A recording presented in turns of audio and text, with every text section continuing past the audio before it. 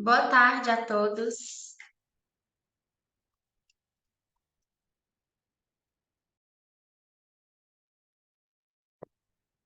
Boa tarde,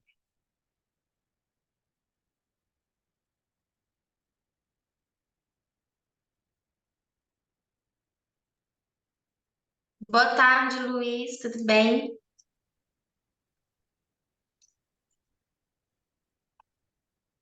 boa tarde, Andréia. Boa tarde, André. Tudo bem? Tudo jóia e você? Tudo jóia.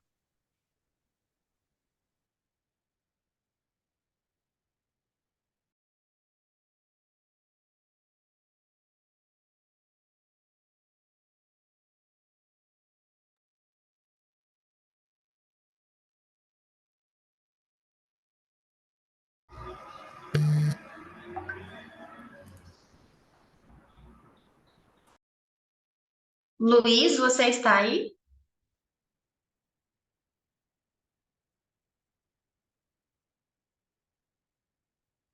O Luiz, gente, ele é o moderador dessa sessão. Ele deve ter dado uma saidinha. Vamos aguardar ele voltar.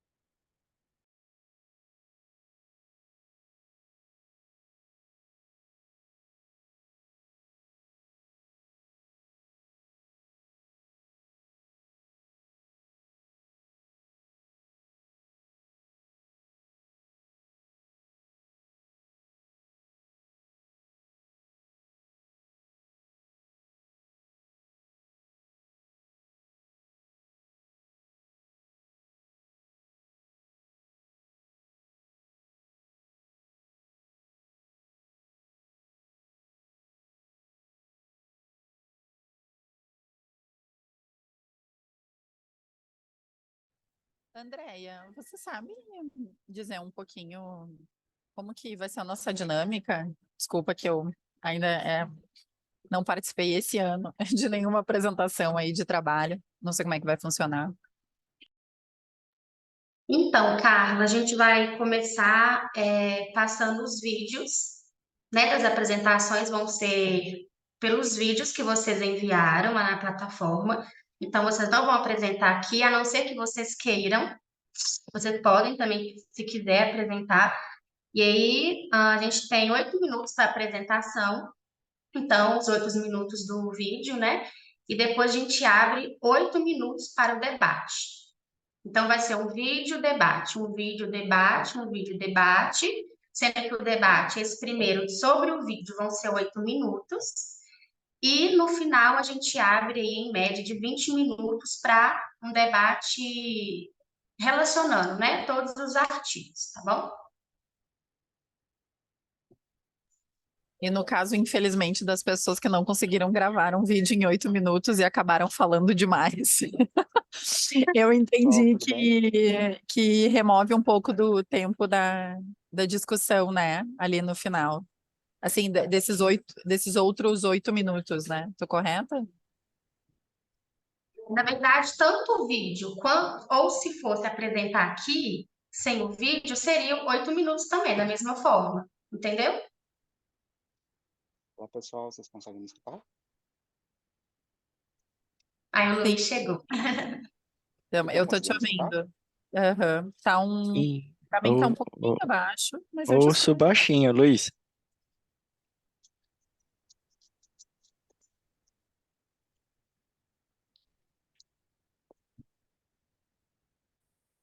Agora melhorou? Melhorou. Não, pessoal, eu até peço desculpa para vocês que eu estou aqui no presencial no Semead e a sala que a gente estava usando, eles pediram para a gente desocupar, então eu tive que correr em outro lugar, por isso que eu atrasei um pouquinho. Sim, eu comecei aqui dando boas-vindas para eles, e aí, a Carla perguntou como que vai ser a dinâmica, né, Luiz? Aí eu Aham. expliquei aqui para eles, aí eu vou começar passando os vídeos, né, dos artigos que eles enviaram, e aí Perfeito. depois dos vídeos, após a cada vídeo, eu vou abrir para você então iniciar o debate. Aí a gente tem aqueles 8 minutos, e no final a gente tem os 20 minutos para o debate para relacionar todos os artigos. Não, perfeito. Pessoal, inicialmente sejam todos e todas bem-vindos. Eu sou o Luiz, eu sou doutorando aqui da FEA USP. Ah, esse tema no qual eu fui convidado para moderar a sessão é um tema que eu tenho trabalhado, principalmente a parte de tecnologia e aplicação de tecnologia por meio de inovação e principalmente startups, que é a minha linha de pesquisa. E eu tenho feito alguns trabalhos também na área de sustentabilidade. Então, a ideia aqui é a gente falar um pouquinho dos trabalhos e eu quero trazer um pouquinho sobre essa ideia de como a gente vai conseguir aplicar, de fato, a relação entre tecnologia, inovação e sustentabilidade. Então, para a gente não perder um pouquinho mais tempo, né? André, se você puder já compartilhar, eu agradeço.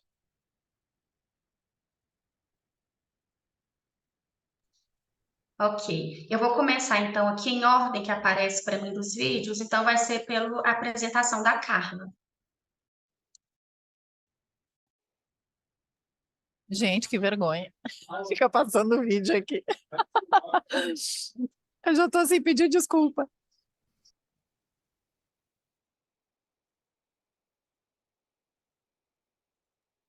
Ô, Carla, é horrível a gente se ver, né?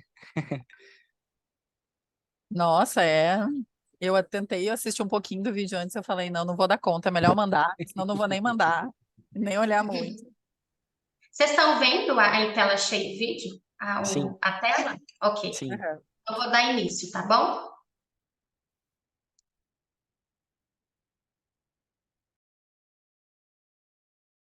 Olá, pessoal.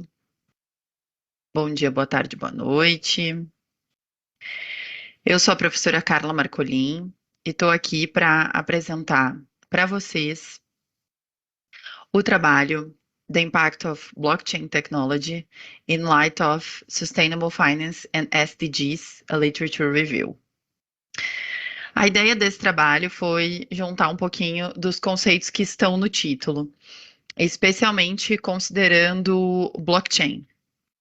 O aumento no volume de comercialização nas últimas décadas fez com que diversas cadeias de suprimento evoluíssem para algumas redes trincadas e interligadas, o que abrangeu aí desde fornecedores, fabricantes e transportadores até os bancos e as organizações comerciais. Essa complexidade suscita preocupações que vão desde atrasos, ineficiências e fraudes até as questões sociais, que a gente vê bastante hoje, como más condições de trabalho, trabalho infantil e alguns elementos até de trabalho análogo à escravidão. A tecnologia blockchain é colocada na literatura e em evidência na prática como uma solução, porque ela traz um registro cronológico das transações criptografadas com uma base de cadeia em assinaturas digitais, auxiliando muito o combate à fraude e também auxiliando processos de fiscalização.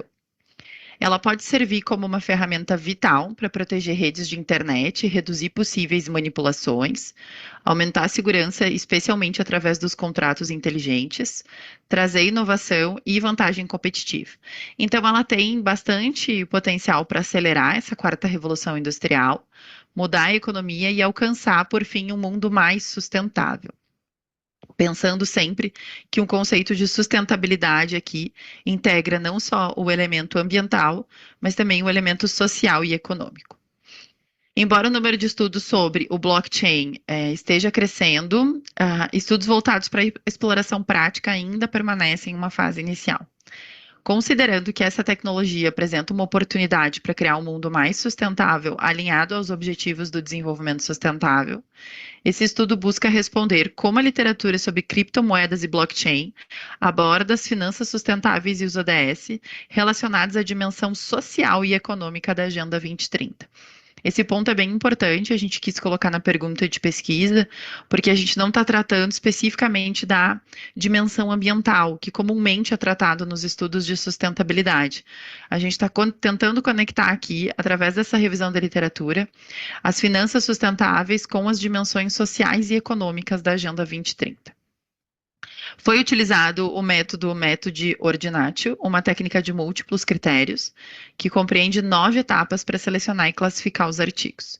O método usa uma equação específica para classificar os artigos com base no fator de impacto, número de citações e ano de publicação.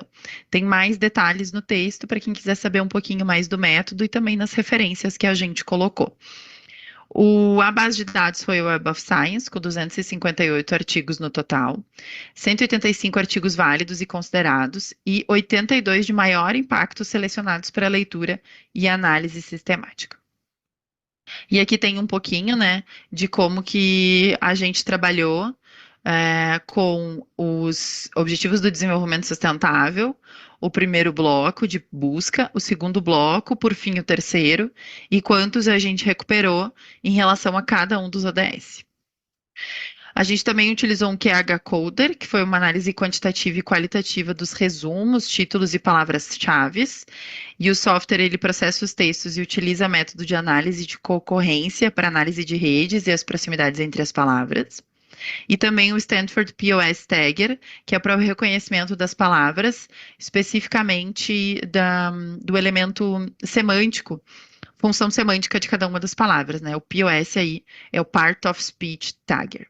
A partir de uma lista de palavras e suas respectivas frequências, a gente reuniu os termos centrais para poder investigar conceitos conjuntos, observando os grupos de palavras que estavam contidas dentro de um mesmo documento, considerado aqui como resumo, título e palavras-chave. E aqui tem, então, um pouquinho de como a gente trabalhou para tratar dentro do QH Coder uma tradução de cada um dos ODS. E aí vocês podem ver que a gente trabalhou muito com as principais palavras que representam cada um dos ODS. A análise, então, dos 185 artigos foi realizada para identificar desafios e tendências futuras e foram examinados o ano de publicação, periódico, área de estudo, país, citações e abordagem metodológica. Então, essa parte aqui, vou passar só um pouquinho mais rápido, mas é só para vocês verem um pouquinho aí da evolução das publicações ao longo do período. A gente também tem um pouquinho das áreas pesquisadas aí, as principais áreas. Depois, a gente tem cada um dos journals, né? O número mínimo de documentos de uma fonte considerada foi 3.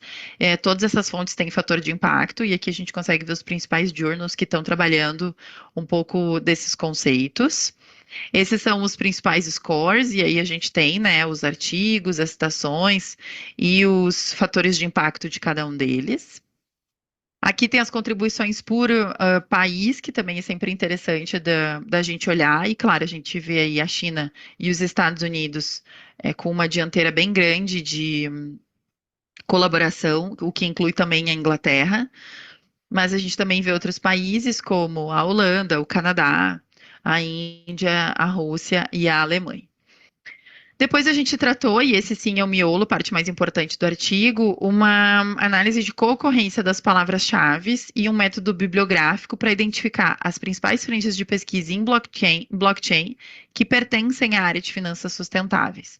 Então a gente vê aqui, primeiro, as principais palavras, essas são as palavras-chave aí, né, e a análise de concorrência entre elas, como esperado, blockchain bastante proeminente. Dentro das concorrências, a gente conseguiu também fazer um pouco de uma análise de cluster.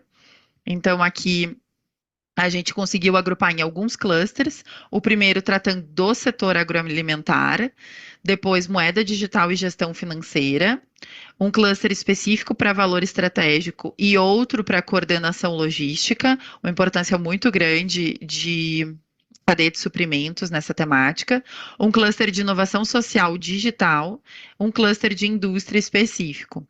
E, por fim, o cluster só da tecnologia blockchain, para poder discutir um pouquinho desafios e oportunidades tecnológicas.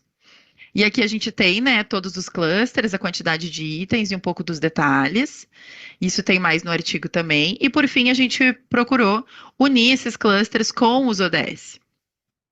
Então, a gente tentou fazer essa análise, assim, de conexão, não só para entender o que tinha no cluster, mas como cada um deles podia estar ligado aos ODS, para a gente falar um pouquinho de uma agenda de pesquisa futura. Então, aqui a gente tem, né, potenciais e desafios de cada um dos ODS e como o blockchain pode auxiliar.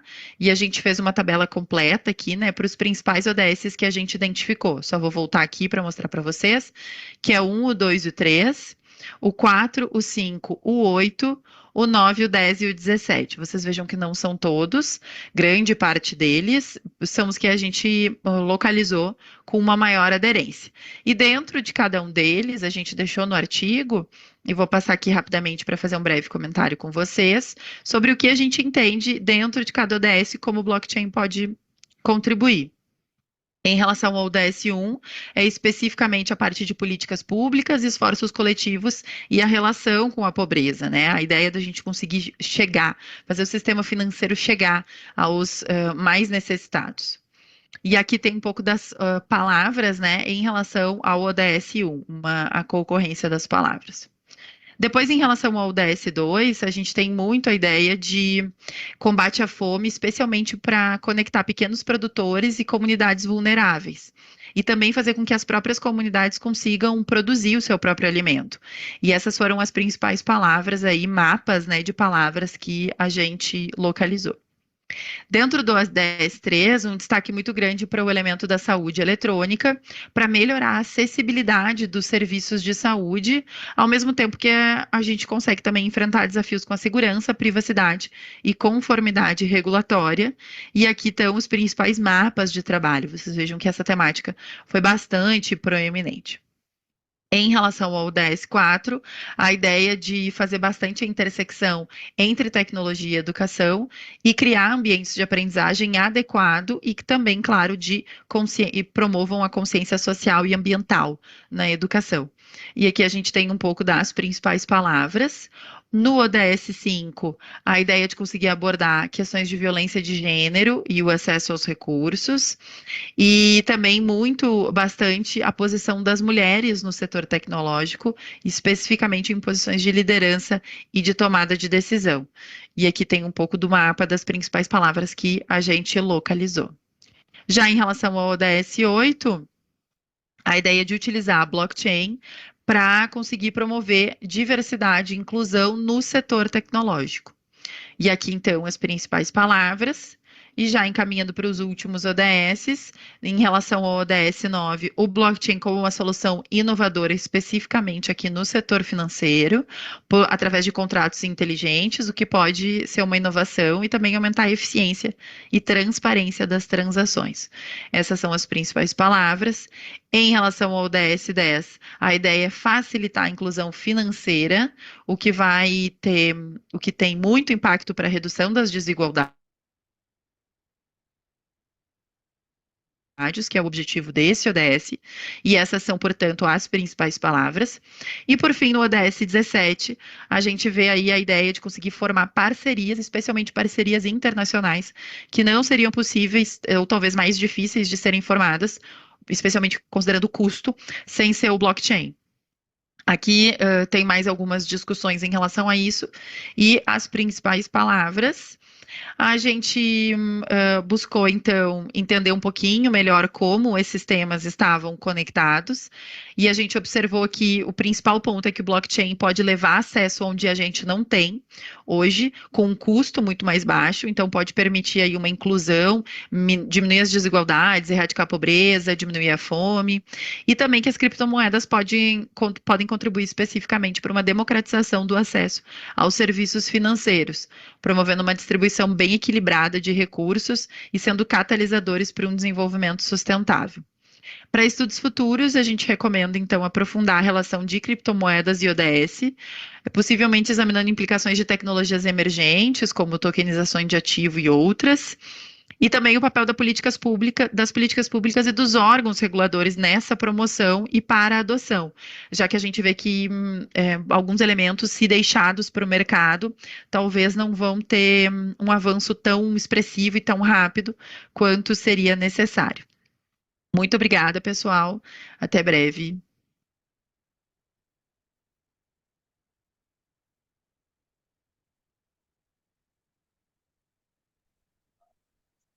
Obrigado pela apresentação. Para a gente poder começar o nosso debate, inicialmente eu queria abrir a palavra, se alguém tem alguma consideração, alguma contribuição para fazer.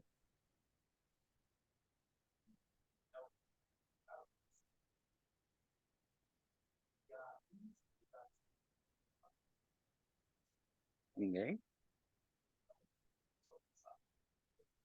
Bom, Ah, Carla, primeiramente, parabéns pelo trabalho.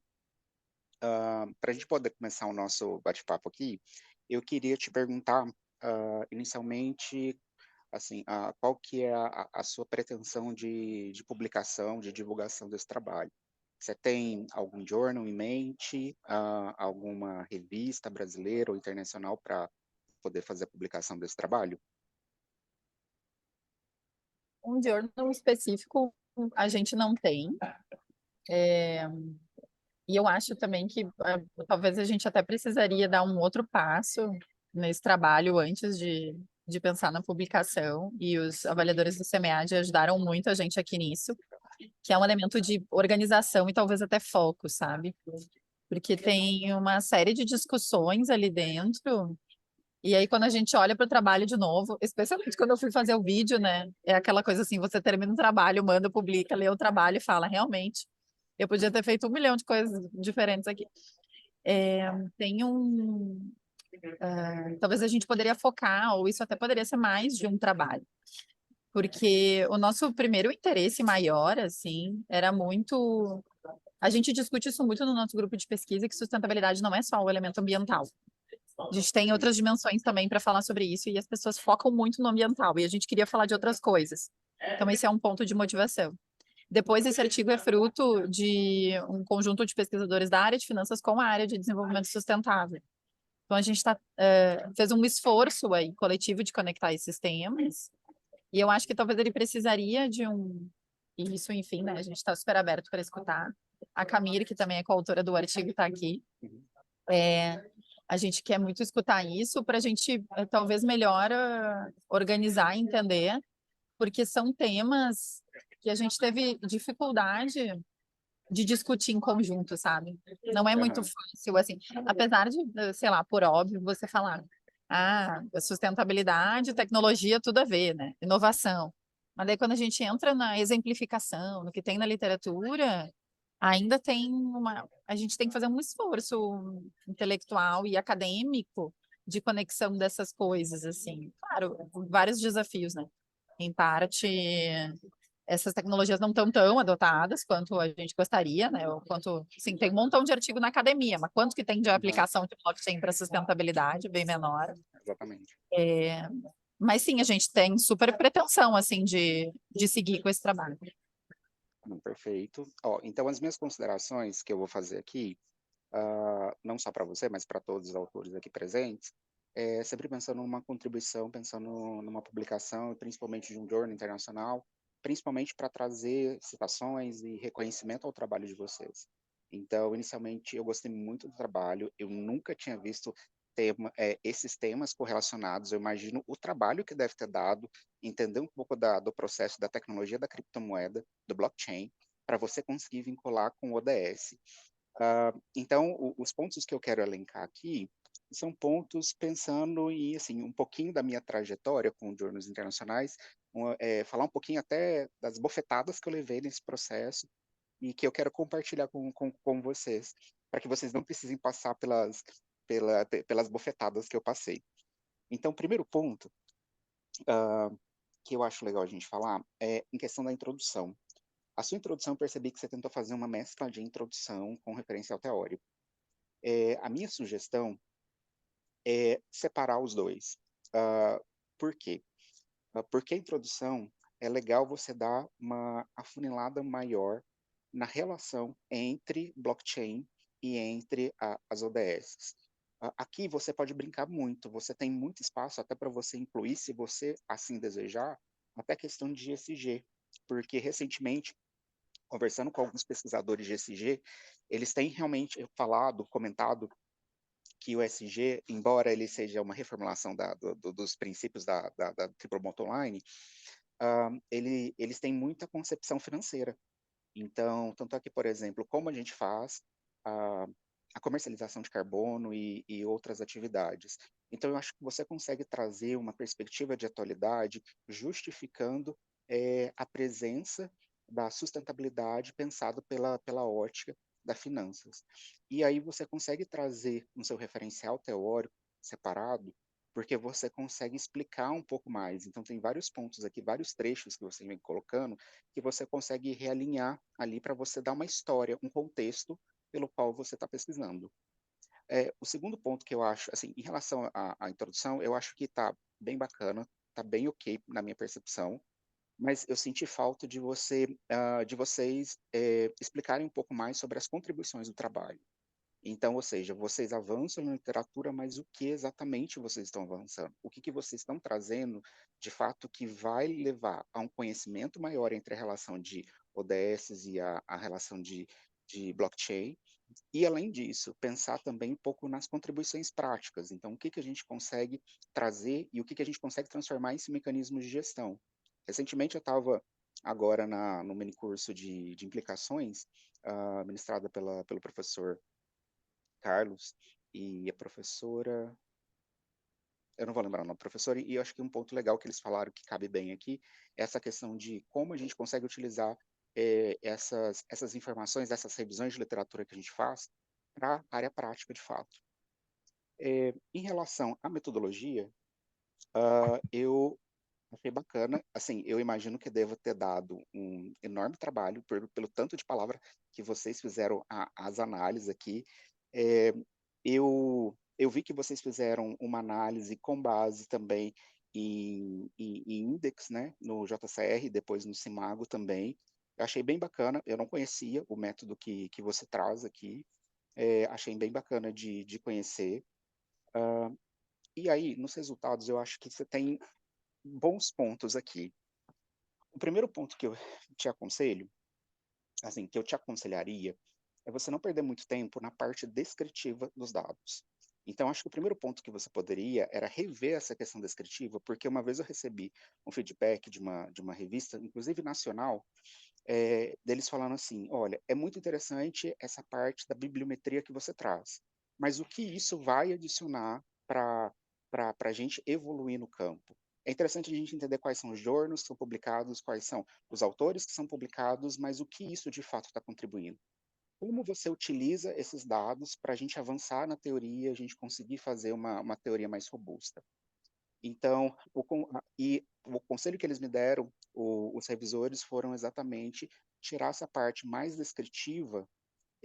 Isso é muito bacana para a gente usar em tese, dissertação e tudo mais, mas para o artigo, tirar. Então, acho que você poderia tirar essa parte e focar nos seus dados brutos na análise, porque você tem uma análise muito rica aqui dentro. E partindo já para esse ponto de análise, eu queria chamar a atenção em dois quadros que você traz. O primeiro é o cluster, onde você tem 6 clusters, e você vem fazendo a nomeação e descrevendo cada um deles. E, posteriormente, assim, na minha humilde percepção, você tem um quadro que é o quadro, a tabela 5, onde você vai falar sobre os objetivos, os potenciais e os desafios. Para mim, aqui é o ponto central do seu trabalho. Então, eu acho que você conseguiu trazer aqui uma contextualização, principalmente partindo dos clusters que você analisou, partindo das análises, você conseguiu trazer uma contribuição. E eu acho que essa é a contribuição principal do seu trabalho. Então, eu focaria muito nessa questão e até às vezes repensar o objetivo de vocês, de talvez tentar trazer essa conciliação pensando em descrever esses potenciais e os desafios, porque aqui você tem muita margem para contribuição teórica e contribuição prática e social. Então, aqui eu acho que você consegue descrever um artigo com essa parte formidável, porque eu não vi nenhuma relação, pelo que eu já li até hoje, sobre os assuntos, e você está trazendo uma reflexão realmente pertinente. Falou assim, olha, eles têm potencial de contribuir para o atingimento das ODS ou reduzir os danos que a gente tem em relação ao não cumprimento das ODS, ao mesmo tempo que a gente também tem os desafios que a gente precisa lidar.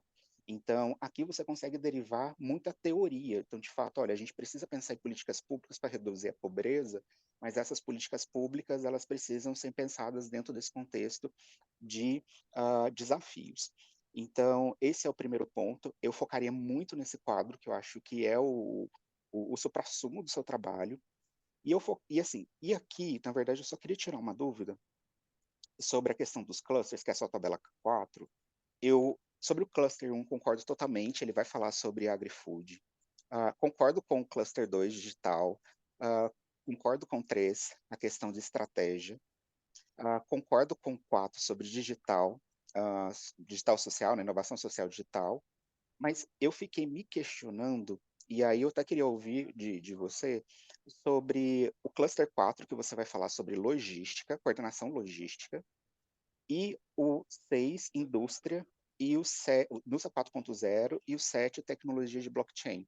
Porque, primeiro, o 6 e o 7, na minha percepção, eles estão muito juntos, eles estão muito associados. E os nomes que você traz, assim, eu não sei até que ponto ele vai diferir de fato de um para outro.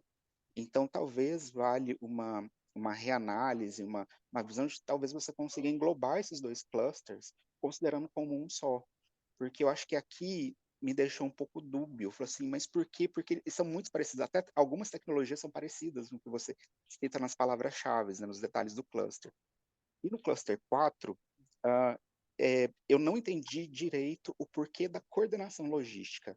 Eu vejo controle, eu vejo governança, eu vejo coordenação, mas eu não vejo a logística. Eu sei que você tem uma palavra de operações ali, você tem redes, ah, assim, você tem basicamente tecnologia, informação, mas eu vejo muito na parte de controle. Eu vejo mais uma percepção gerencial, principalmente porque tem performance, tem estratégia, tem liderança, tem rede, ou alianças estratégicas também. Então, eu vejo mais esse sentido de gestão do que a própria logística. Mas, aí está abrindo para você poder explicar um pouquinho o que você enxergou, porque isso me deixou um pouco, porque não ficou claro aqui no artigo. Então, uh, até para eu entender qual foi a sua linha de raciocínio para você compor os clusters. Boa tarde, pessoal. Boa tarde, Luiz. Obrigada por todas as contribuições. Queria falar um pouquinho, porque essa parte aí fui eu que lidei. Na realidade, esses clusters foram gerados pelo software, né? Então, eu peguei a partir do que o software me deu e tentei dar uma nomenclatura para isso. Ele me gerou esses 7 clusters com essas palavras-chave. Aí eu tentei colocar esses títulos. Mas aí eu realmente não sei até que ponto que eu tenho essa liberdade de excluir clusters ou modificar. Agora, os nomes realmente podem ser adequados, porque eu já não tenho essa familiaridade com essa área de logística, então eu coloquei esse título, mas realmente pode ser ajustado mesmo. Em relação aos clusters, eu acredito que você tenha um dendrograma, né? Então, que é, por exemplo, a derivação dos clusters. Então, geralmente os softwares que utilizam, principalmente o Iramuteg, quando eu faço os clusters, por exemplo, utilizando o Iramuteg, que é outro software, ele me dá um dendrograma e eu consigo analisar até que ponto aqueles clusters eles estão juntos dentro de uma mesma categoria. E aqui você tem a liberdade, sim, de você compor mesmo. Ou se não, uma outra perspectiva é você tentar entrar mais a fundo na indústria, indústria 4.0 e tecnologia de blockchain. Então, tentar esmiuçar um pouco mais esses dois para você conseguir diferenciar. Em relação à logística ali, a minha sugestão é colocar controle, governança, controle, porque eu acho que vai Tá. refletir mais, principalmente porque eu vi em um dos seus trabalhos que tem uma posição muito forte de estudos que vão trabalhar performances, tem estudos que vão trabalhar a questão da tecnologia em si, a parte financeira, que são todas partes, se a gente for para pensar, de gestão e controle. Então, Sim. a minha indicação seria isso. E você tem liberdade para propor os nomes, e essa liberdade ela precisa ser coerente com as palavras-chave que o próprio sistema está te dando. Então, e eu não sei até que ponto, eu não conheço o software que você utilizou, mas talvez exista alguma função, eu estou pensando mais no Iramuteg, que eu consigo abrir a palavra-chave ali e conseguir ver o contexto no qual ela foi escrita. Então, eu consigo entender o contexto no qual aquela palavra está inserida. Eu não sei se você tem essa possibilidade. Então, acho que fazer esse processo para esses 3 clusters, eu acho que vai ficar muito rico o trabalho. Tá, então seria. Só me refresca, por favor, o 6 com o Tá? 7, o 3 com o 4. Eu acho que é mais o cluster 4, logística, o cluster 6 e o cluster 7. Ah, tá. Na Talvez real- ah, o cluster 4, se você for esmiuçar, talvez ele possa ter um sombreamento com o cluster 3. Mas eu acho que a estratégia ela pode vir sim separado de mecanismo de controle e governança. Uhum. Na realidade, a diferença entre os clusters 6 e o 7 é porque, assim, o 6 está mais relacionado à inteligência artificial em si, e o 7, as tecnologias, realmente, tem uma distinção ali, porque as tecnologias blockchain, elas, em si, elas têm uma diferenciação. O outro é uma aplicação prática, né? O outro é mais a tecnologia. Mas, realmente, teria que estudar um pouco mais para ver se elas se alinham ali. Uhum.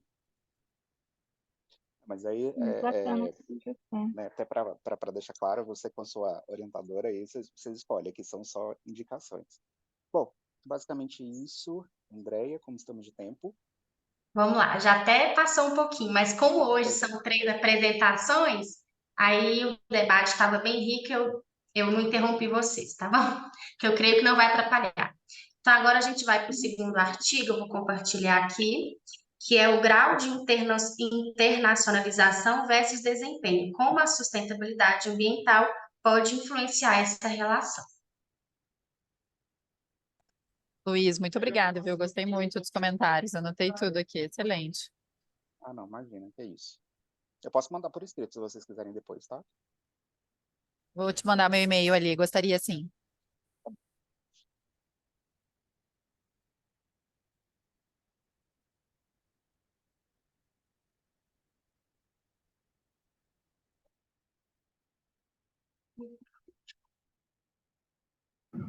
Olá, eu estou aqui para apresentar esse artigo desenvolvido por mim, Ana, pela Simone e pelo André, todos na USP de Ribeirão Preto, com o tema Grau de Internacionalização versus Desempenho.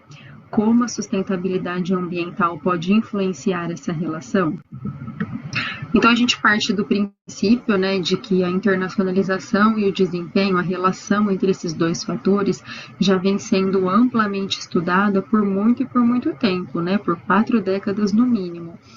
No entanto, um consenso não foi possível, certo? E aí as pesquisas mais atuais buscaram identificar outros fenômenos, ou seja, outros fatores que pudessem influenciar e produzir efeitos positivos nessa relação entre internacionalização e desempenho, tá?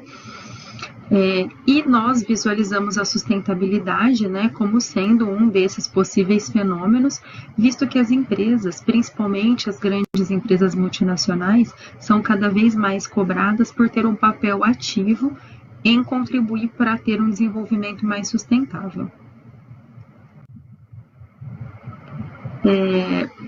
Partindo desse princípio, né, o estudo ele tem 3 principais hipóteses. A hipótese 1, ela é a seguinte: a relação entre o grau de internacionalização e desempenho será moderada pela divulgação da sustentabilidade. Por que a divulgação da sustentabilidade, né? A gente observa que ser sustentável, praticar a sustentabilidade é algo que é um pouco complicado, difícil de ser mensurado, certo? E nós optamos por usar essa hipótese 1, utilizar a divulgação da sustentabilidade, porque praticamente mais de 95% das empresas, das grandes empresas multinacionais que têm ações de sustentabilidade, elas divulgam isso de alguma forma nos seus relatórios, né? Sejam relatórios autônomos ou relatórios integrados, porque realmente isso faz diferença e faz sentido aí no mercado, né? No mercado de ações e tudo mais. Depois nós partimos para a hipótese 2. A hipótese 2 é a seguinte: a relação entre o grau de internacionalização e o desempenho será moderada pela adoção de sistemas de gestão ambiental e social. Esse sistema de gestão aqui, a gente entende ele através do ISO 14001, né, que é um sistema de gestão ambiental. E por que a gente usa essa hipótese, essa variável, né? Porque alguns trabalhos mostram que a adoção voluntária de um sistema de gestão ambiental pode reforçar a transparência, a credibilidade, a legitimidade das empresas multinacionais, consequentemente melhorando o relacionamento com os stakeholders, né? E por fim, a hipótese 3, que é a seguinte: a relação entre o grau de internacionalização e o desempenho será moderada pela inovação verde. E a inovação, porque, enfim, né, as empresas precisam inovar, e se elas realizam inovação verde, com certeza mostram que elas estão indo ao encontro da sustentabilidade ambiental, tá? E com certeza elas também melhoram seus produtos, processos, reduz custo de operação quando elas fazem esse tipo de inovação, o que poderia influenciar diretamente no desempenho financeiro das empresas. Esse é um modelo hipotético e conceitual. Então, nós temos o grau de internacionalização como a variável independente, o desempenho como a variável dependente, a sustentabilidade como variável moderadora. No entanto, ela é representada por essas três variáveis, né? Divulgação, adoção de sistemas de controle de gestão e inovação sustentável. E, por fim, as variáveis de controle, setor, região, tamanho, nível tecnológico e liquidez. Então, nós fizemos um painel, né, um painel balanceado, e os resultados foram bem explicados ali no artigo, né? E o que a gente encontrou? Tanto a hipótese 1 quanto a hipótese 2, elas encontraram respaldo, né? Elas moderam a relação entre internacionalização e desempenho, certo? Então, a divulgação e a adoção de sistema de gestão ambiental tem esse potencial moderador. Mas, infelizmente, a inovação verde não, né? Não apresenta moderação significativa. Por isso, né, nós concluímos o seguinte: primeiro, as ações sustentáveis têm sim um papel moderador relevante entre internacionalização e desempenho. A sustentabilidade, nesse sentido, pode contribuir para criar legitimidade, melhorar a reputação das empresas multinacionais e, consequentemente, talvez nesse sentido que ela esteja ajudando, né, nessa melhoria da relação entre internacionalização e desempenho. E também ficou claro, né, através dos resultados, que se a empresa multinacional quiser realizar somente uma ação sustentável dentre as três que foram citadas, divulgação, adoção de sistema de gestão e inovação verde, a que teve mais correlação foi a adoção de sistema ambiental, né? Então, ela vai conseguir manter um nível maior de desempenho caso ela acabe optando pela adoção do sistema de gestão ambiental. Então, é um estudo, né, que a gente realizou aí visando entender melhor se a sustentabilidade pode ou não, né, influenciar na relação entre internacionalização e desempenho, que já é uma área de estudo que já está bem consolidada, né, e nós concluímos que sim, é possível, né, que aconteça essa influência, tá?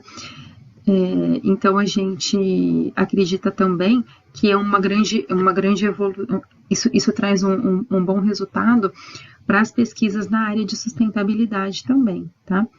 Pois isso mostra que as empresas multinacionais, elas investindo em sustentabilidade conseguem lidar melhor, né? Às vezes com os custos iniciais desse processo, acaba fortalecendo a imagem empresarial delas através dessas ações, o que consequentemente pode sim melhorar o desempenho financeiro, também aumentar o grau de internacionalização, visto que a empresa se adequa, né, às necessidades ambientais dos países aos quais ela atende, né, ao qual ela faz parte, certo? Então, muito obrigada pela oportunidade de apresentar o trabalho no evento e até mais.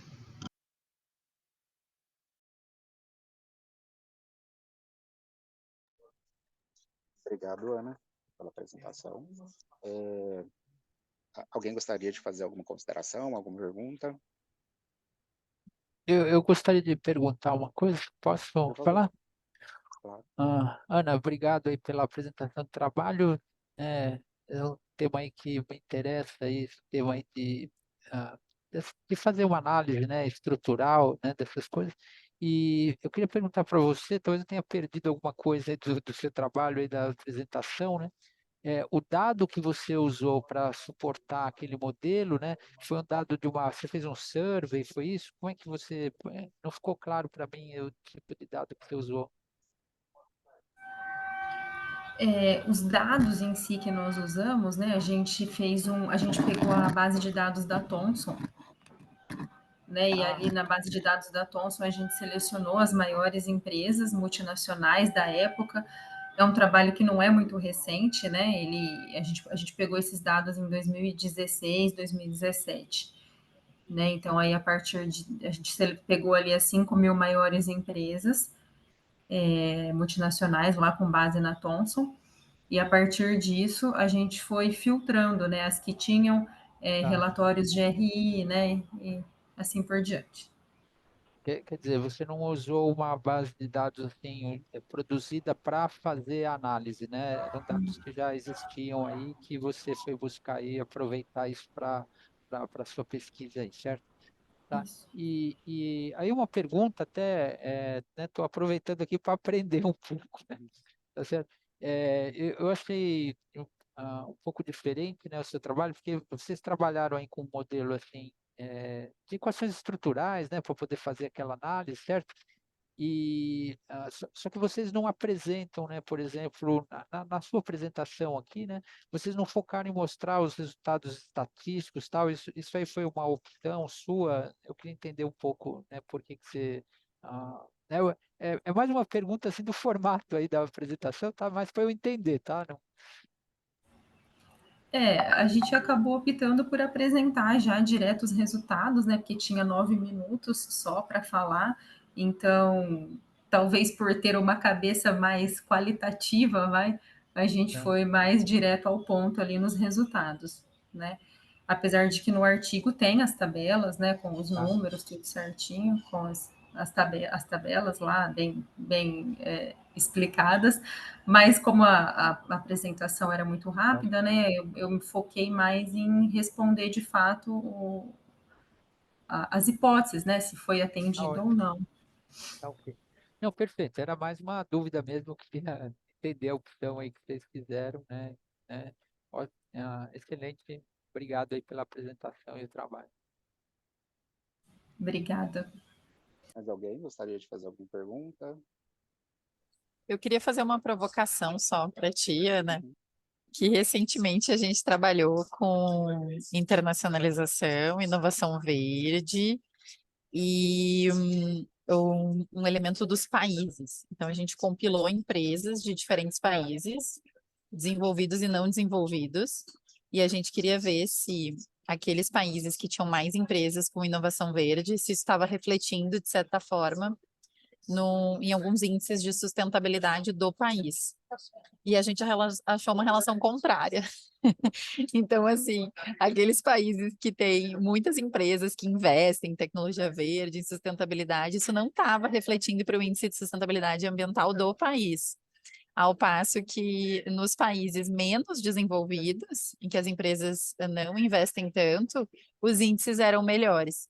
E aí a gente discutiu um pouco até onde muitos desses índices de sustentabilidade não são. A gente não chamou de greenwashing, tá? Porque a gente não pode fazer essa afirmação. Mas talvez não sejam um pouco assim, mais pro acionista do que reais práticas com impacto. Talvez tenha um impacto econômico, que foi o que tu avaliou, mas a gente não viu o impacto ambiental, né? E social. E aí, assim, é só para montar uma lenha na fogueira, né? Que tem outras abordagens também. Mas desculpa, eu queria começar te dizendo parabéns pela apresentação, pelo tema, pelo trabalho aí. Eu me interesso bastante por esse tema também. Legal, Carla, obrigada. Eu até estava conversando com o André, né? Ele está aqui, meu parceiro ali, e a gente estava falando sobre isso, né? Que até que ponto, né? Porque hoje o marketing, infelizmente, né? Ele é mais importante. Hoje, para as empresas, é mais importante aquilo que você parece do que aquilo que você de fato é. E Né? não só Isso para é as empresas, né? verdade, até É, para as pessoas. virou rede social. Então, realmente, e inclusive nos resultados, a inovação verde foi o que teve menos correlação ali.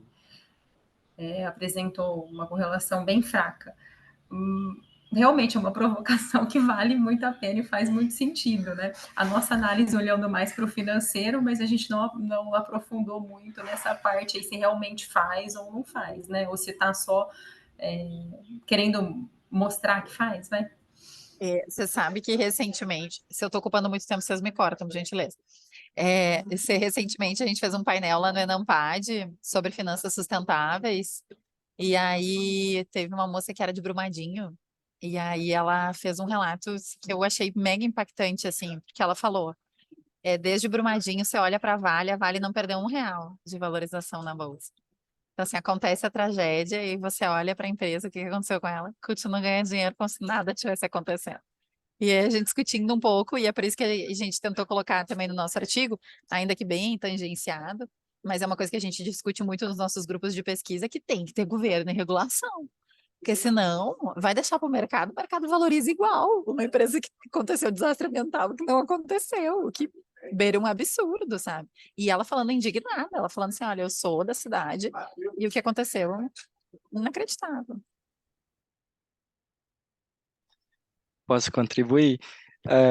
Carla, percepção fantástica, é isso mesmo. A gente vê isso também na literatura, né?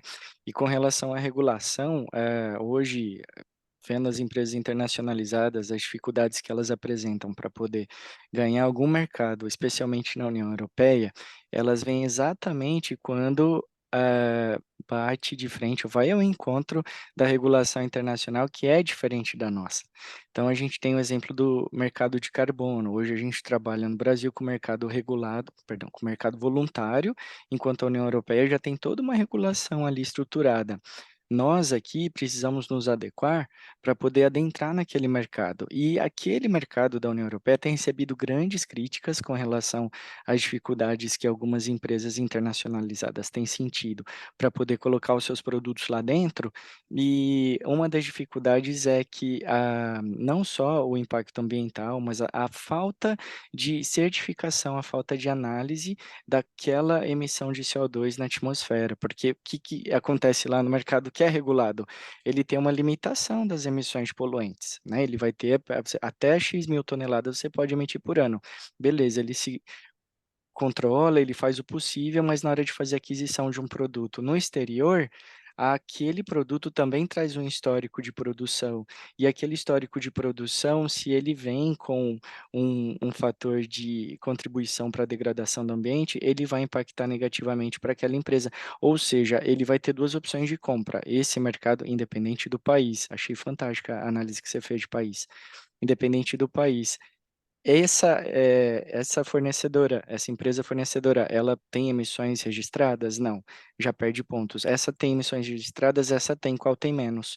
Então aí, por quê? Porque ele vai pesar ali naquele impacto do mercado regulado. Existe em aprovação já a possibilidade do nosso mercado de carbono passar a ser regulado.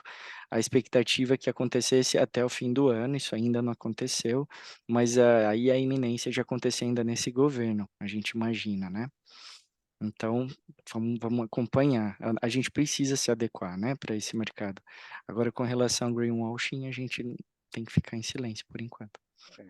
Pessoal, eu vou interromper um pouquinho só por questões de tempo, né, de debate aqui sobre o trabalho, só para fazer algumas considerações e depois, Ana, se você quiser, eu posso te mandar também as minhas considerações feitas aqui no artigo, né, para você ter um doc aí, para você poder acompanhar. Mas o primeiro, assim, uma pergunta rápida. Esse trabalho foi derivado de uma dissertação, de uma tese, ou ele foi um trabalho, assim, que a gente geralmente faz em disciplina? Da onde que ele derivou? Ele é derivado de uma tese, né, que acabou ficando sem destino depois da finalização do trabalho. Não, eu percebi aqui, porque eu fui olhar um pouco suas referências. Olha, eu acho que de todos os trabalhos, o seu trabalho vem muito próximo do que eu estou estudando atualmente, porque eu tenho trabalhado com performance. Então, eu tenho lido muito sobre performance. Então, assim, na hora que eu peguei o tema, eu falei assim, legal, eu vou poder contribuir assim, com um pouco do meu conhecimento até de literatura mais aprofundado. Assim, introdução, no geral, eu gostei da introdução, mas eu vou sugerir para você colocar as contribuições ali na introdução. Eu acho que faltou esse ponto. E assim, em relação ao referencial teórico, a minha sugestão, que isso eu ouvi do meu orientador e de outras pessoas aqui na USP, é você deixar já diretão as suas hipóteses, a construção das suas hipóteses. Você tem vários trechos ali de subtítulos que eu acho que você pode fazer um texto só corrido e fazer já as hipóteses, porque você consegue reduzir o tamanho do seu artigo e trabalhar mais a otimização dele, né? Então você consegue trazer mais discussão, porque eu acho que os pontos que foram colocados são pontos muito bons para a gente trazer para uma discussão. E já indo nesse ponto, assim, um ponto que eu queria discorrer, que eu acho que entra muito no que a Carla falou, que o André falou, eu fiz recentemente, recente não, tipo, mais ou menos em 2019, eu fiz um trabalho com o mesmo teor. Então, eu estava pensando, na verdade, é um trabalho da tese de uma amiga que estava trabalhando sobre cadeias de suprimentos sustentáveis, e ela estava trabalhando em Minas Gerais com o café do Cerrado. E esse café do Cerrado, ele é um café exportado. Só que ele tem N dificuldades para exportação. Então, não é qualquer tipo de produtor que pode simplesmente exportar. E a gente foi entender esse processo de internacionalização. O que a gente percebeu? Na hora que eu li o seu artigo, eu percebi claramente o nosso estudo ali.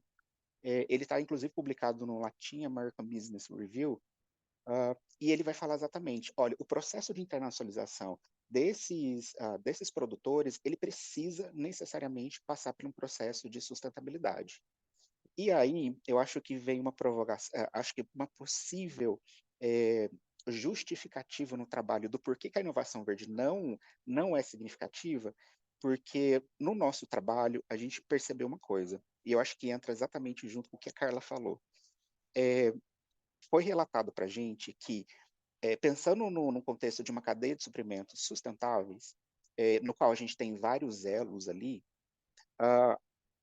quando a gente pensa em países emergentes, esses países emergentes, eles precisam se adequar necessariamente e obrigatoriamente aos critérios dos países desenvolvidos.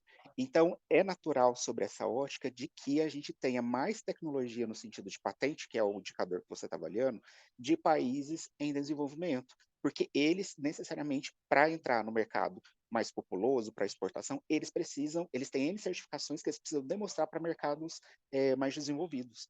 Então, eles necessariamente precisam. Diferentemente quando a gente está falando, por exemplo, de uma Nespresso que está, por exemplo, na Europa, pegando o café do Cerrado Mineiro, colocando, e ele não precisa ali ter exatamente nenhum tipo de inovação verde. Então, eu acho que se você trazer essa ótica, pensando um pouco no lado, talvez, do produtor, você consegue trazer uma justificativa legal aqui do porquê que ele não foi validado. Um outro ponto também que eu sugiro, na verdade, 2 pontos conceituais. O primeiro é você definir o desempenho. Tem uma tradição muito comum e, particularmente, um erro que eu tenho visto nos trabalhos, que é a questão de não conceituar o desempenho. Existem vários tipos de desempenhos diferentes, então você trazer essa conceituação. E um outro ponto também, que vale uma reflexão, é a questão até que ponto patentes ela é um indicador legal para você falar sobre sustentabilidade. Porque a patente ela está relacionada a um tipo de inovação, que geralmente é inovação de produto. Pouco de processo, pouco organizacional e pouco de marketing. Então, eu acho legal você trazer uma conceituação mais concisa sobre o que você está trabalhando como inovação. Se for de produto, tudo bem. E você tem um indicador de patente. Mas, ao mesmo tempo, trazendo essa reflexão, se a gente está partindo do pressuposto que o país emergente precisa se adequar, esse país emergente, por exemplo, no Brasil, não é comum a cultura do patenteamento. Então, dessa forma, é um pouco lógico de entender por que ele não foi significativo. E já que o país desenvolvido ele não tem a cultura de fazer certificação, também é natural a gente entender que não é significativo. Então, acho que nesse ponto específico de patente, acho que vale a pena você fazer essa ressalta, porque a patente ela tem uma limitação até mesmo na própria literatura de desempenho de inovação. Então, existem muitas críticas sobre utilizar esse tipo de indicador, mas existem outros. Até se você quiser também, uma parte da minha tese, eu discrimino quais são esses indicadores. Então, se você precisar, eu posso te passar tranquilamente. E é Sim, Luiz, isso. com certeza vai ajudar bastante. Eu agradeço. É Pode isso. me passar, sim, depois eu vou pegar com você. Claro. Vamos para o próximo, então?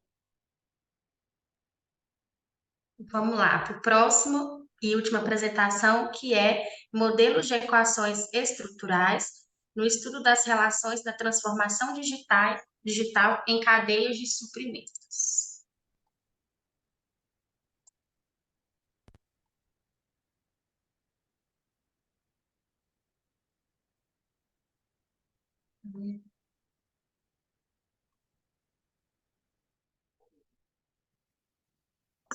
Olá, meu nome é Rogério de Oliveira, professor da Universidade Presbiteriana Mackenzie e do Instituto Mauá de Tecnologia. Vou apresentar aqui para vocês o meu trabalho e do professor Paulo Sérgio Altman, também da Universidade Presbiteriana Mackenzie, trabalho Modelos de Equações Estruturais no estudo das relações da transformação digital das cadeias de suprimentos. Esse trabalho foi desenvolvido aqui para o CNEAD de 2023. Tá? O propósito desse trabalho é apresentar aí algumas técnicas baseadas ou explorar as técnicas, né, baseadas em modelos estruturais para explorar as relações da transformação digital com as cadeias de suprimento. Então, a transformação digital tem impactado e transformado aí diversos setores, né, da indústria, do comércio, organizações, né, países, e também tem impactado aí muito as cadeias de suprimentos. Então, é necessário encontrar modelos, né, conceituais para que a gente possa analisar adequadamente essas relações e desenvolver aí estratégias de como aproveitar melhor a transformação digital ou trazer a transformação digital para esse universo das cadeias de suprimentos. No nosso estudo, a gente verificou assim, várias tecnologias que têm impactado aí bastante positivamente as cadeias de suprimentos, né, destacando toda uma parte assim, de analytics, blockchain, IoT, tem trazido uma grande transformação nessa área, mas também modelos largos de linguagem, inteligência artificial, aprendizado de máquina, né? Mais recentemente tem trazido aí uma mudança muito grande nas cadeias de suprimentos, seja para aumentar a eficiência, resiliência, ou trazer um resultado aí positivo para os negócios. Os modelos estruturais são modelos bastante empregados aí nas ciências sociais há muito tempo. Eles têm uma vantagem de permitir que a gente trabalhe ou analise construtos latentes que a gente não consegue estar medindo diretamente, e então são bastante adequados para fenômenos aí humanos, de organizações, problemas aí complexos que a gente não consegue mensurar diretamente. A gente pode estar criando aqui modelos de relações e estar buscando aí medidas indiretas para poder verificar exatamente qual o efeito, né? Em nosso caso aqui, a gente está estudando, está explorando aqui os modelos que envolvem transformação digital e cadeias de suprimentos. A gente tem nos modelos de equações estruturais alguns tipos de relacionamento entre esses construtos, né, entre uma relação aí direta, uma relação mediadora, uma moderadora, e no nosso trabalho aqui a gente avaliou aí algumas estruturas que são mais comuns nos modelos de transformação digital com cadeias de suprimento. Tá? Então, a gente fez uma revisão bibliográfica aí, então selecionamos os artigos que tratavam aí de transformação digital, modelos, né, de transformação digital relacionando com cadeias de suprimentos. Fizemos aqui uma metodologia aqui de revisão, né, sistemática aqui, simples, tá? Mas no final a gente filtrou, né, porque o nosso interesse foi maior aí, focado lá nas relações, nos impactos da transformação digital sobre as cadeias de suprimento, né? Embora existam outros modelos que buscam tratar como que a cadeia de suprimento, né, pode ser um facilitador.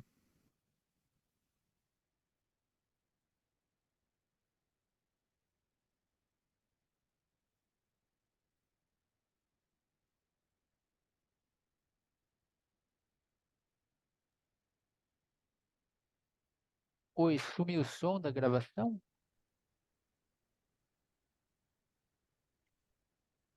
Rogério, parece que o seu vídeo no final ele acaba o som, né? Nossa, tá. Deixa eu voltar de novo, só para a gente ter certeza.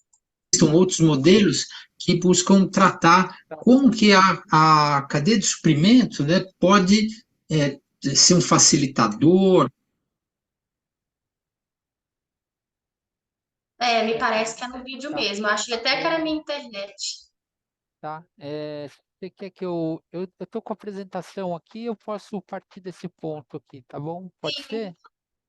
Pode. Eu só vou precisar compartilhar aqui a minha tela, né? Você precisa liberar aí para mim. Tá, Desculpa, você eu consegue não compartilhar agora que tinha eu parei? percebido. Sim, eu vou ver aqui, peraí. Deixa eu só achar aqui a apresentação.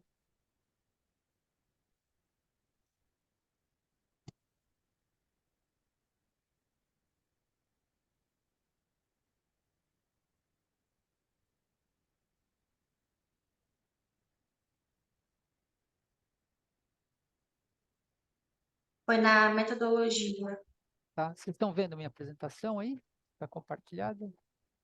Sim? Tá. Sim. Aí, Rogério, só uma observação. Faltam 4 minutinhos, aí eu vou Tá bom, cronometrar aqui, tá bom? Aí eu te pode deixar. aviso. Tranquilo, tá bom. Bom, pessoal, desculpa, né, ainda bem que estamos aqui, dá para consertar aqui. Então, aqui o que a gente fez basicamente foi uma seleção de vários artigos, né, que tratavam a transformação digital e, ah, e, e as cadeias de suprimentos, né, para buscar ah, como que eram construídos os modelos, né? A gente estava buscando aí modelos comuns, né, para a gente poder aplicar. E a gente fez um mapeamento, então a gente entende que tem um crescimento bastante grande, né, de uso desses modelos aí de equações estruturais para fazer esse mapeamento, né, de relações entre cadeias de suprimentos e a transformação digital. Né, principalmente em algumas tecnologias, né, Big Data, blockchain, tem algumas tecnologias aí que têm um impacto maior, tá? E esse é um pouco do resultado aqui do nosso mapeamento, né? A gente fez aqui, primeiramente, a gente olhou o escopo, né, desses modelos, então a gente pode ver aqui que a gente tem muitos trabalhos focados num mercado, né, de mais asiático, né, vamos falar assim.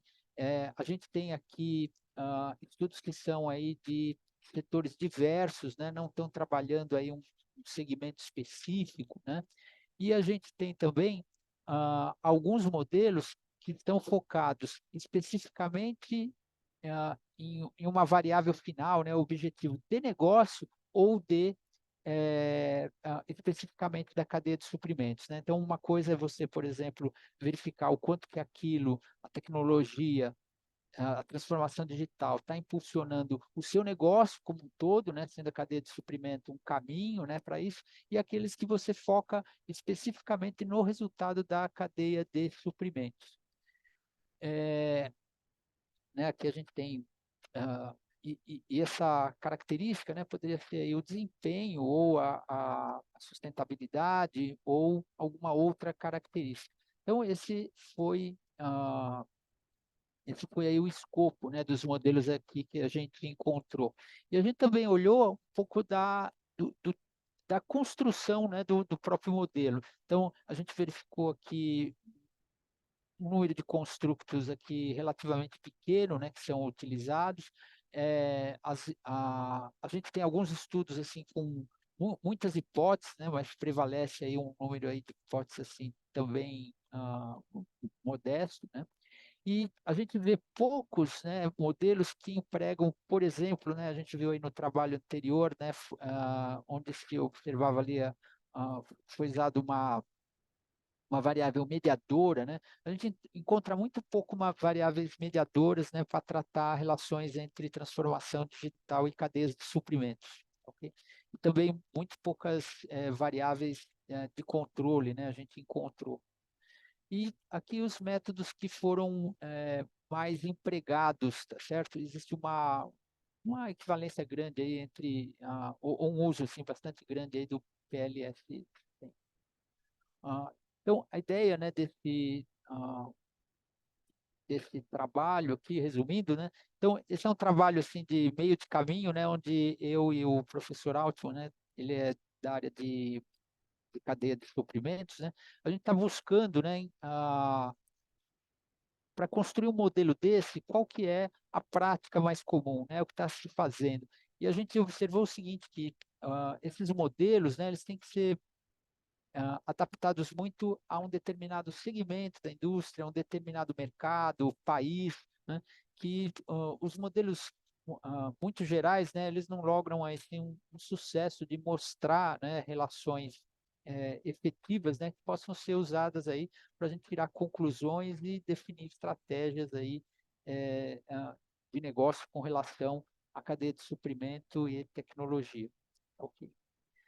Então é isso, né? Desculpa aí essa falha aí na gravação aí do vídeo. Eu espero que tenha conseguido aí contornar isso.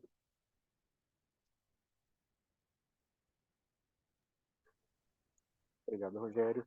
Pessoal, alguém gostaria de fazer alguma pergunta, alguma colocação?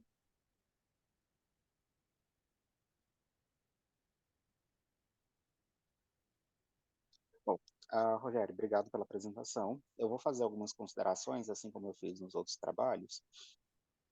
E, assim, da mesma forma que a gente teve aqui a apresentação de uma revisão, eu acho que encaixa bastante os pontos que eu coloquei para o trabalho da Carla, né? E da Camille.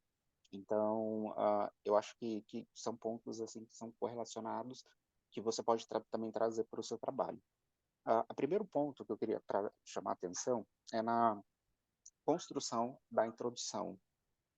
Na verdade, antes de eu falar isso, eu preciso entender um aspecto. Por que você escolheu modelagem de equações estruturais?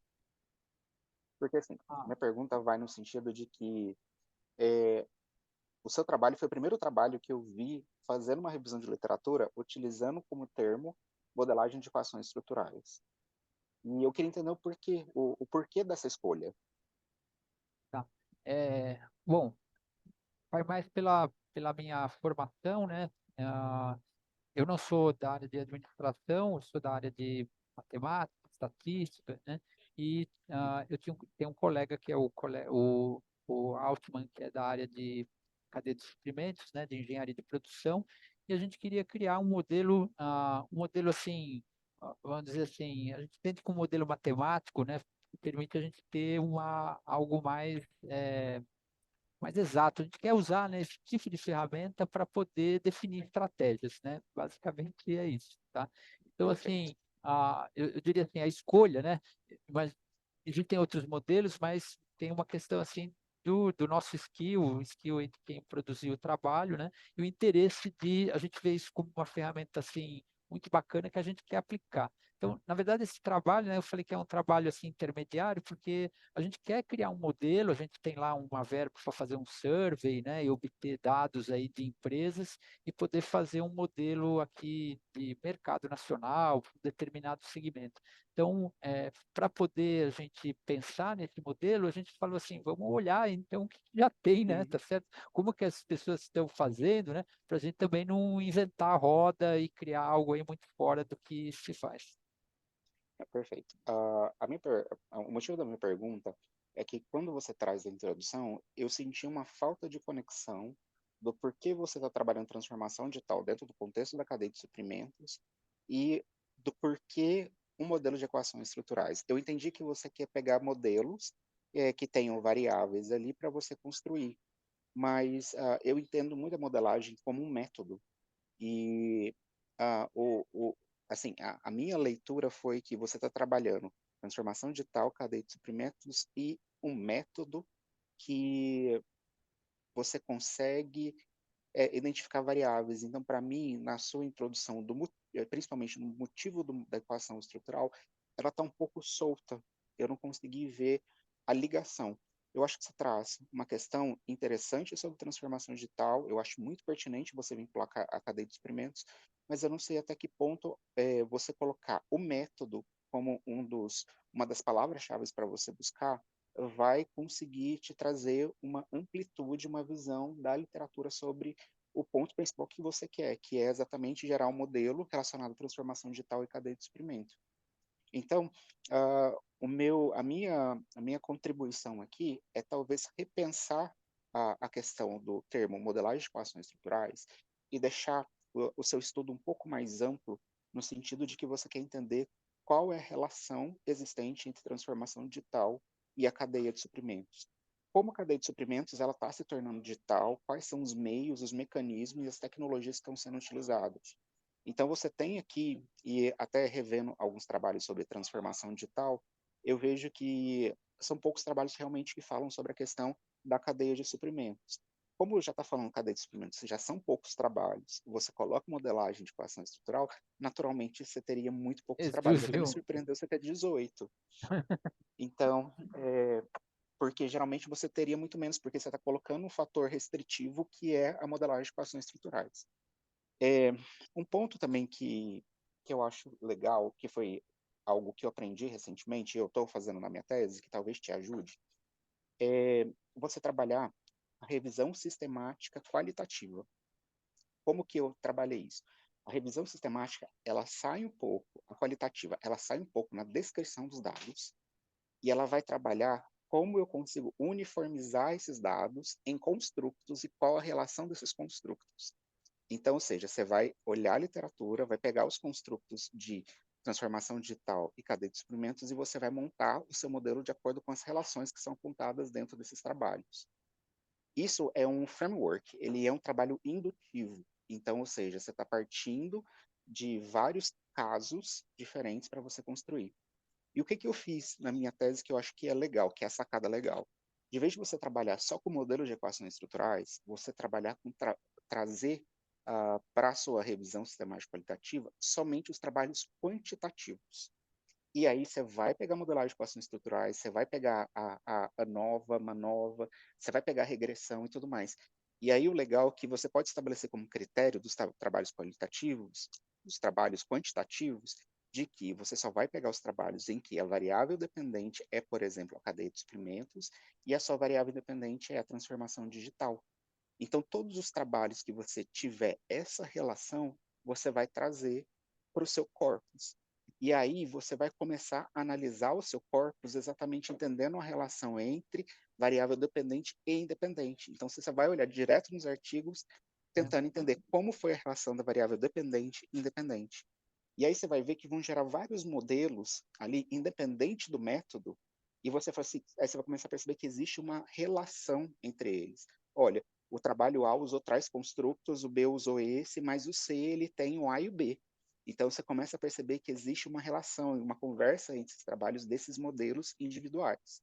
E com base nesses trabalhos individuais, você consegue derivar um modelo ao final da sua revisão, que poderia ser essa base que você quer partir para desenvolver esse trabalho maior. Então, assim, novamente, assim, as minhas experiências têm demonstrado que trabalhos, revisões sistemáticas meramente descritivas, que descrevem um campo, eles não têm sido muito aceitos, principalmente para publicação. Então, minha sugestão é sair um pouco dessa pegada quant e trazer um olhar mais do que está sendo feito e como está sendo feito, para você trazer esse olhar mais para o seu trabalho, tentando gerar um modelo com base nesses trabalhos quantitativos. Eu acho que isso vai ser uma sacada muito bacana. Assim, eu não sei se você já chegou a ler o trabalho do Vial, Vial e colaboradores de 2019. Ele fez uma revisão sistemática sobre transformação digital.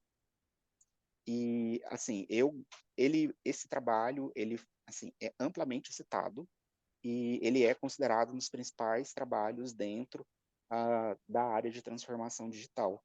Então, acho que vale a pena você dar uma olhada nele e você ver que ele traz, parecido com essa possibilidade que eu estou te dando, ele traz o modelo. Então, ou seja, ele olha os artigos, entende como está ocorrendo as relações de variável dependente e independente, e ele constrói um modelo. Então, ou seja, de transformação digital. Então, você pode pegar essa lógica dele e trazer para o seu próprio trabalho.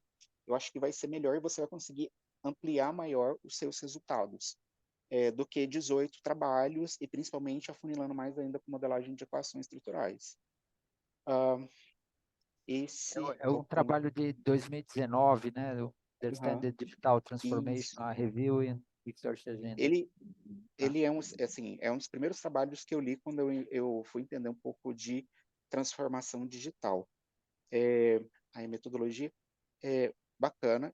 Assim, dá uma olhada também no modelo PRISM, porque esse fluxograma que você fez ele é muito parecido com o fluxograma do modelo do PRISM, que é um protocolo de revisão. Então, eu acho que você consegue utilizar ele aqui até para fundamentar a lógica que você está utilizando da sua revisão. Eu acho que pode ser uma coisa legal, bacana, para você utilizar. Deixa eu ver aqui mais. Estrutura geral dos modelos. Estimação. A discussão você traz aqui. Ok, você vai falar sobre os construtos. A discussão eu vou sugerir para você revê-lo, porque você está descrevendo a mesma coisa que eu já vi nos resultados, mas dizendo de uma outra forma. Então, eu acho que o legal da discussão você trazer, pensando a sua construção, pensando no que o meu trabalho está acrescentando para a teoria, para a prática e para a sociedade. Então, descrever a sua discussão pensando exatamente o que essa revisão que eu estou fazendo vai trazer para a literatura, o que os pesquisadores vão ganhar com isso, o que a gente avança em termos de ciência. A prática é o que as pessoas poderão utilizar o meu trabalho, e em que contexto, em que situação. E social, quais são os ganhos da sociedade que a gente pode ter. Então, eu acho que é um bom caminho para a discussão, e particularmente discussão é um ponto problemático para mim, porque eu tenho muita dificuldade de fazer discussões também, mas partindo do princípio assim, que estou compartilhando conhecimento, foi os tapas na cara que eu levei aí de revisores e tudo mais, e aí eu acho que é legal passar para vocês em geral, para conseguir continuar a desenvolver o trabalho de vocês, porque eu entendo que esses trabalhos eles estão na condição de trabalhos que estão sendo desenvolvidos ainda, né? Eles precisam de lapidação, não só pelas minhas falas, mas provavelmente de revisores e tudo mais. Então, eu acho que é basicamente isso. E obrigado aí pelos comentários aí, que vai Não por isso. levar em consideração aí para dar continuidade aí no trabalho aí. Obrigado. Imagina. Bom, a gente tem 5 minutos. Só para a gente fazer um fechamento, eu só queria trazer aqui na discussão, e aí a gente pode falar até rapidamente, uma inquietação que eu tenho um pouco na área, principalmente na área envolvendo inovação, tecnologia e sustentabilidade. O grande ponto que eu quero trazer a gente percebeu aqui pelos trabalhos que a gente tem um trabalho falando sobre internacionalização e a gente cai em sustentabilidade. A gente tem um trabalho falando sobre transformação digital, a gente cai em sustentabilidade. A gente tem outro trabalho falando sobre blockchain e a gente também está falando de sustentabilidade. Então, o que a gente pode perceber disso? De que a sustentabilidade, ela não é mais uma opção. Ela é um caminho mandatório, principalmente quando a gente fala em um contexto atual. E esse contexto atual, ele tem margem, principalmente dentro de tecnologias. A minha pergunta é, para a gente estimular um debate rápido, qual é a visão de vocês em relação a isso? Como vocês veem a sustentabilidade dentro do contexto organizacional? Qual que é o futuro da sustentabilidade em questões de pesquisas? Você acha que a tecnologia é o único caminho que a gente tem para desenvolver a sustentabilidade? Qual que é a percepção de vocês, que são pesquisadores na área?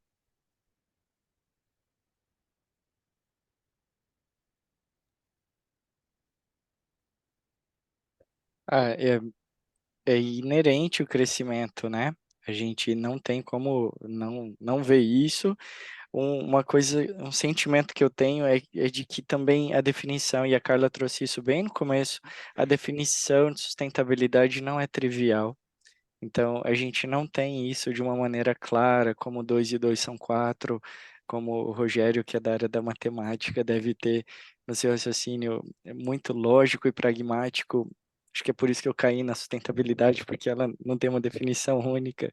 E uma das apresentações trouxe também que ela não permeia mais apenas uma área, né? Como você acabou de falar, mas não é mais só ambiental. Vou dar um exemplo aqui do que a gente passou em mercado esse ano, né? Você tem lá uma empresa que se declarava como sustentável ambientalmente e de repente ela foi averiguada como uma ah, estrutura com trabalho escravo, que hoje a violação dos direitos humanos é mais um dos índices que a União Europeia passou a implementar desde outubro, desde o mês passado, já faz parte da regulação dela, olhar se esses fornecedores do resto do planeta têm alguma violação de direitos humanos registrada. E aí você tem a sustentabilidade caracterizada num item, que é o ambiental, positivamente, não sei como, e tá lá no social um impacto extremamente negativo, né? Então, acho que é um viés de muitas faces. Eu acho que a gente ainda precisa de melhores definições e principalmente de entender como que traz isso para o dia a dia das empresas, né? Não, exatamente. E principalmente quando, pegando um pouco da sua fala, André, eu acho que foi legal você trazer a questão da escravidão, porque nós temos hoje, mediante essas transformações que a gente tem na sociedade, pensando em sustentabilidade, a gente tem gerado novos problemas. E um desses problemas é a questão, por exemplo, da escravidão moderna, que é aquela escravidão que ela vem muito relacionada aos meios digitais. Então, ou seja, que é a atribuição às relações de poderes que estão relacionadas às condições socioambientais. Então, a gente tem vários problemas e ainda precisam ser verificados, a gente precisa entender mais sobre esses problemas, mas é muito difícil a gente conseguir entender, sendo que a gente tem uma múltipla face do próprio termo de sustentabilidade. O que a gente considera?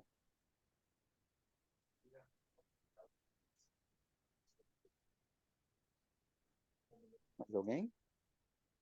Só para colocar um comentário aqui, né? Eu achei bem interessante essa visão aí que acho que o André, a Carla também falou, né? Sobre a questão aí do marketing, né? De sustentabilidade, né?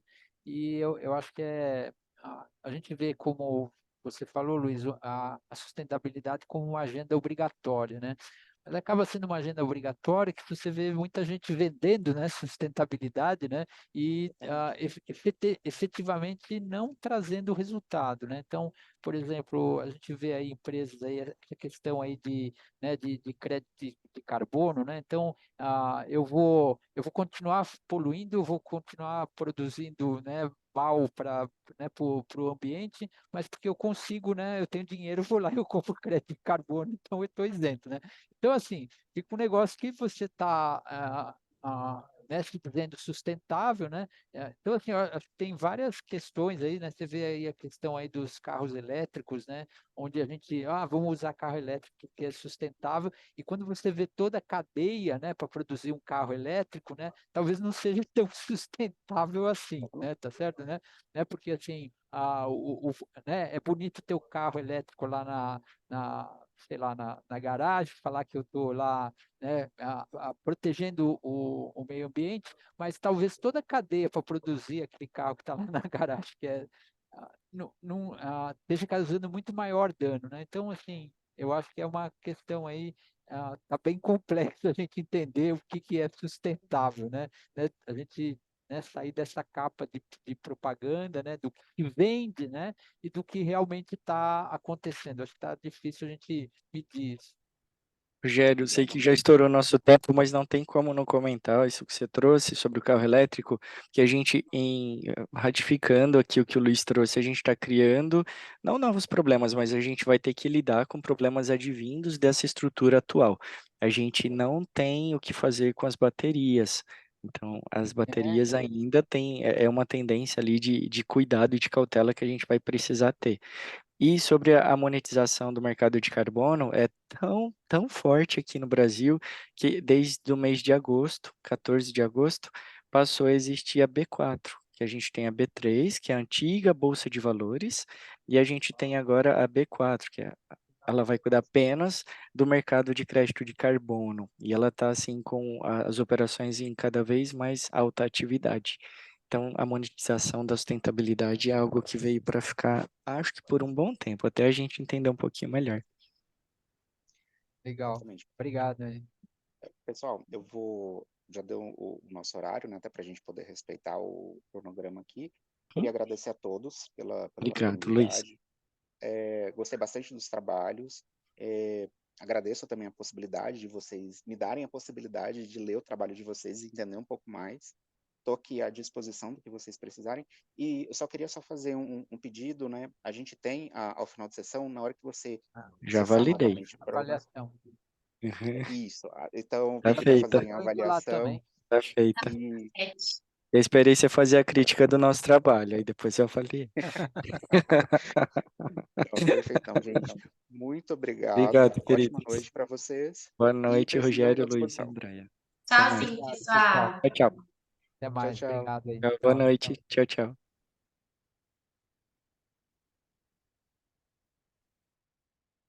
Andréia, obrigado, viu? Obrigada a você, Luiz. Aprendi muito com você aqui. Que bom, fico feliz. Até a Até mais. próxima. Até a próxima. Bom Obrigada. descanso. Tchau, Obrigada. tchau. Você também. Tchauzinho.